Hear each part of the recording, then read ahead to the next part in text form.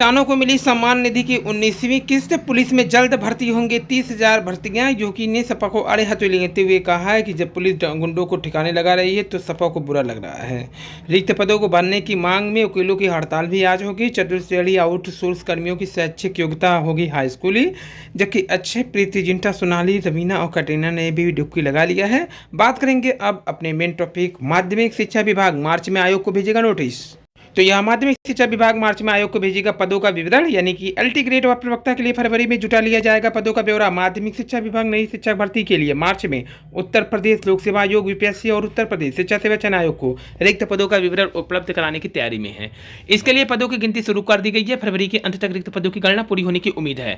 माध्यमिक शिक्षा मंत्री ने वर्ष 2023 में विधानसभा में बयान दिया था कि आज शासकीय सहायता प्राप्त माध्यमिक विद्यालय में सहायक अध्यापक के टीजीटी, प्रवक्ता पीजीटी कुल 24,898 पद खाली है, यानी एक साल में कई शिक्षक और सेवानिवृत्त होंगे। ऐसे में रिक्त पदों की संख्या अब बढ़ गई होगी, क्योंकि ये 24,823 तक की गणना है, जब 2023 का समय था। माध्यमिक शिक्षा मंत्री ने 2023 में बयान दिया था। 24,898 चल रहा है 2025। ऐसे में रिक्त पदों की संख्या बढ़ गई होगी। 21 फरवरी को शिक्षा सेवा चयन आयोग के अध्यक्ष प्रोफेसर कीर्ति पांडे ने माध्यमिक शिक्षा विभाग के अफसर संग बैठक करके एक सप्ताह में अध्याचन उपलब्ध कराने के लिए कहा था। हालांकि अलग बात है कि अध्याचन नहीं दिया गया। अफसर ने बताया कि पदों का विवरण जुटाया जा रहा है, ऑनलाइन अध्याचन भेज दिया जाएगा।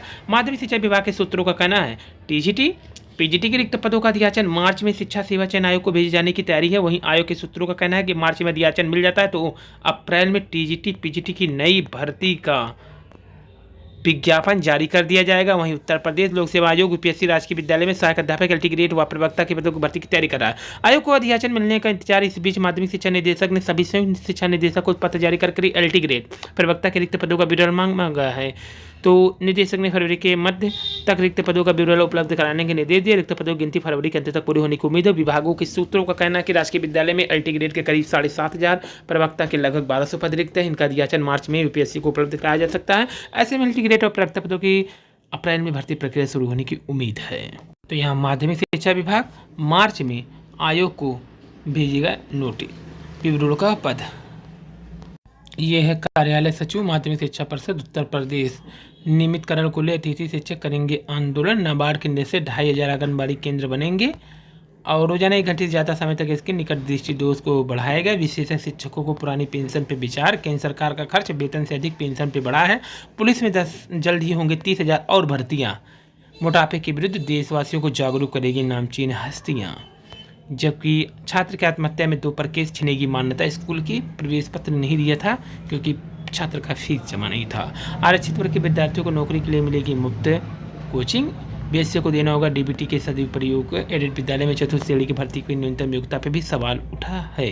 सफाई कर्मी ने उत्तीर्ण किया है यूजीसी नेट की परीक्षा। 16 घंटे के उपवास से सुधर गई लेबर की सेहत। 4 दिन में संपत्ति बताने वालों को ही मिलेगा वेतन। प्रवेश पत्र न मिलने पर प्रतापगढ़ के छात्र का जो था उस पर अब एक्शन हो गया है और 30,000 जल्द ही शुरू होंगी भर्ती। 3 साल में गरीबी मुक्त होगा यूपी। महाकुंभ पर योगी बोले जिसकी जैसी नज़र उसको वैसा ही मिला। महाशिवरात्रि के लिए मास्टर प्लान तैयार। भारत का पहला AI ready data centre Lucknow में बनेगा। रेलवे होली के लिए 700 अलग ट्रेन चलाएगा। महाकुंभ में हुई मगदर मौतों की जाँच भी करेगा। विधायक की भाषा वेशभूषा में भारत दिखा। रेखा गुप्ता बनी दिल्ली की सीएम। अंबेडकर और भगत सिंह की तस्वीरों पर तकरार। तो दिल्ली में विधानसभा सत्र के पहले दिन मुख्यमंत्री कार्यालय में बाबा साहब अंबेडकर और भगत सिंह की तस्वीरों के जमकर हंगामा मचा। विपक्ष ने सदन में आरोप लगाया कि इन दफ्तर से महापुरुषों की तस्वीर हटा दी गई। इस पर सरकार ने बताया कि तस्वीर हटाई नहीं गई बल्कि सिर्फ जगह बदली गई है।